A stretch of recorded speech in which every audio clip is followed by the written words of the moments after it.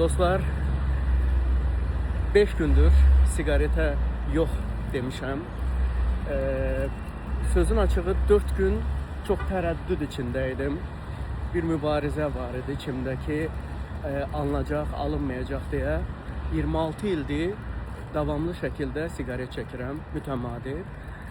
Bu mənə səhhətimə, həyat tərzimə, ətrafımdakılara, sevdiklərimə və doğmalarıma çox mənfi təsir göstərirdi.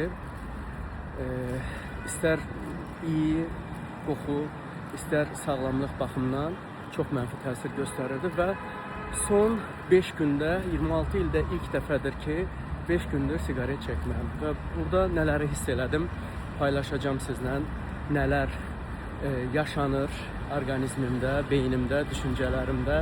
Ona görə də storylərimizi izləməkdə qalın, nəticələri sizlə paylaşıram.